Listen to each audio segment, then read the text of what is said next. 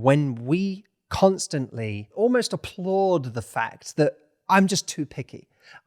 My problem is I'm too picky.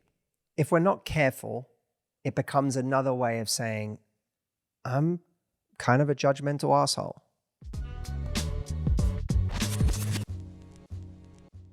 Well, it's interesting, Steve. There is an article on the BBC that talks about the idea that people aren't actually as picky in reality as they think they are when describing who they would date. Research shows hidden biases mean we'll actually give people a chance, even if they don't quite meet our criteria. Right. Yes. And I think that's interesting because dating apps, no doubt, make us much more picky than we are in reality. And I think anyone can kind of run this experiment. If you imagine going on a dating app and how you swipe through people so liberally in such a kind of laissez-faire fashion, and then consider how you are if you're at a party and someone introduces you to someone. Yeah. You're far more likely to give that person that you've been introduced to in real life a moment, a chance, than you are on a dating app where that person may not even make it into your, I'm going to send them a quick hi folder. Yeah, and it might even be for weird reasons. Like you'll see one movie they said was their favorite movie, and you're like, oh God, really? That one? Like, oh, roll your eyes. Oh, that's so like cliche. But if you met someone at a party who was great, you wouldn't reject them on the basis that their favorite movie like made you roll your eyes a bit. You'd be like, oh, I don't care. Like, this is really fun. I'm having a great time. Or they're a couple of inches under the height that you've decided you want for yourself. And that becomes a reason not to choose someone. And that's what's really interesting, is that perfect partners aren't picked in the margins. If you met someone who was a couple of inches under what you thought you wanted your height to be, or the person's height to be, and they ended up being so many amazing things in a relationship, and you had an amazing time with them and chemistry and whatever, the chances at that point of you walking away because they're not quite the right height or the height that you'd predetermined was important it's almost never going to happen. Or I would argue, if it does happen, then you've got to start looking inward and saying, okay, what's happening with me that I am treating my love life like a thing to be optimized instead of finding someone who is an amazing partner. If I find a fantastic partner, what's going on with me that I am optimizing in this way, that I'm still telling myself it's not quite right because they don't have this thing or that thing? Yeah, I almost think you're not looking for the mistake is to think you're looking for a perfect person, but you're actually looking for an amazing fit. Someone that fits you really well, that fits the pieces of your jigsaw really well. And that's a very different thing.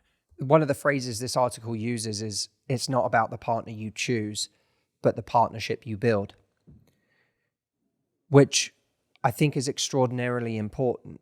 Now, I don't think that you can just choose any partner. We have to choose a partner with the right stuff and then look at the partnership we're building with them and see if the partnership is one that is meeting our needs, if the partnership is one that can make us happy. But that's a very different thing from spending our whole lives optimizing in terms of the partner. It says here in this article, Steve, maybe it's not that helpful to search for a partner who looks good on paper, but it is helpful once dating someone to look for early signs that the relationship is turning out to be healthy and supportive. That, I think, is a real shift away from whether someone meets all of the criteria we thought we wanted, which some of which are hangovers from when we were young and had this shopping list of unimportant things that someone had to be. And we never actually revisited that list to see how many of them were important. Now, I do think that the person we come across in life that is going to make us happy has to be our version of special, or a version of special that really appeals to us. But the idea that we are going to objectively optimize to the point where the decision is just made for us by fate or feeling or destiny or whatever you want to call it, is a really, really destructive notion, because it removes agency from us as people. Agency is in decision making, whether it's a person or a career or a place you want to live. Agency is saying, I have a role to play in choosing something and making it spectacular. My job is not to travel the world and then when I just feel this is the place I'm supposed to spend the rest of my life, I settle there. Removes any agency from us. And it's making a decision. I think this is a very missed point in so many things, and I'm not the first one to say it. But making a decision, exercising that agency, is something that imbues a situation with meaning. That you chose that thing, that career, that place to live, that person, and then decided to go all in on it. There's beauty in that. That is the thing that imbues it with so much meaning. But so many people go through life waiting for life to give them meaning. I need to find the career that gives me purpose. I need to find the place to live that just speaks to me, that is my place, that makes me feel good. I need to find the person that gives my life meaning. But that's to be a kind of a victim to meaning instead of choosing meaning. And what could be more meaningful in a world where we could have so many potential partners? What could be more meaningful than saying, I'm choosing to build a story with this person. This is the story I choose. And I think that all the investment that comes afterwards, all of the commitment that comes afterwards, comes as a result of deciding that you're going to make that story really important. That commitment is the inevitable result of deciding the meaning of a story, as opposed to the result of something coming to you preordained. Life doesn't, unfortunately, I just don't think life gets to be that simple. You can be so many different things in life. You could be a fisherman, you could be an accountant, you could be a lawyer, you could be a speaker, you could be a writer, you could be so many different things. I don't think life gets to be as simple as something just chooses you. We go through life and we exercise agency. And the search for a partner is no different. At a certain point, we stop. And it's not that we stop and we say, it's not that we stop on somebody and we say, this is good enough. It's that we stop on somebody and we say, I'm going to make this great. We're very powerful And we have the ability to make things great in life. We all have our own magic.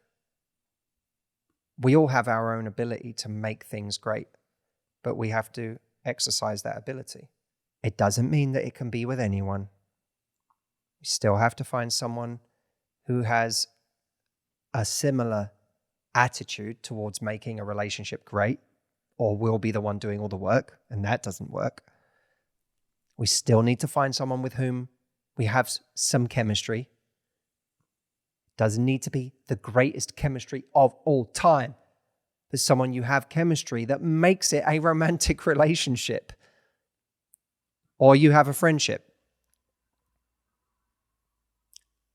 And it still needs to be someone who has an outlook on life or values that synergize with your own. Doesn't have to be all the same, but they have to be able to be compatible with your own. But the pool of people that describes is far greater than the scarcity that people imagine is the case when they think of trying to find their ideal partner. And I actually fundamentally believe that when we develop a healthy relationship with ourselves and our own flaws, and when we find ourselves ready for a real relationship, more people become right. Because I do think that when we constantly almost applaud the fact that I'm just too picky. My problem is I'm too picky. It's kind of, if we're not careful, it becomes another way of saying, I'm kind of a judgmental asshole. And it's done under the righteous label of, I'm too picky. And I think that we've all been through those phases where we're incredibly judgmental of people and everyone feels wrong for us because we're so judgmental. Yeah. Everyone loves saying, when you raise your standards in life and when you grow and when you read and when you do self-development and when you do all of these things, your pool of people shrinks and it's hard to meet someone who's on your level. That's a really easy thing to say. I've even said that in the past. But I think it's a bit of a cop-out because I actually think the more open you become as a human being, the more you accept yourself and your own flaws and your own history and your own weaknesses and don't see certain things with shame and disgust when you aren't disgusted by yourself and the things that you've done or you are, then you start looking at other people with less disgust, with less contempt, with more openness, with more love. You start actually seeing more good in other people. When you accept yourself more, it's hard not to accept other people more. And so when we become really ready, more people become right. What's up, everybody? I hope you enjoyed the episode today taken from the Love Life podcast. I wanted to let you know that the things that I was speaking about in terms of self-acceptance and how that changes the way that we approach our love lives, it changes the way that we approach other people, is a real muscle that we can work on. If you have struggled in your life to love yourself, if you've struggled to like yourself, if the idea of loving yourself isn't even on your radar because you're struggling to like yourself in general, if you continuously beat yourself up over things that you do wrong or things you say wrong or mistakes you believe you've made in your past that to this day you regret and you continuously castigate yourself for. These are things that will affect everything in your life because our relationship with ourselves shapes everything. Our happiness, our sense of peace, how we approach life in general, our confidence, our personal power at work, in love. If you want to learn how to build that self-acceptance and self-love muscle, that is the deep work that I do with people on my virtual retreat. It's 3 days of coaching immersion. And this is a very timely announcement because it is coming up very, very soon in March from the 18th to the 20th. If you have not booked your call yet to talk to one of my team, please go and do that now. They'll tell you all about the program. They'll talk to you about your goals, what you're trying to achieve right now, what's holding you back, and they'll help you understand how the program could help. I hope to see you there. Please go to mhvirtualretreat.com to learn more, find out all about the program. And I sincerely hope that we get to spend 3 whole days of coaching together from the 18th to the 20th of March.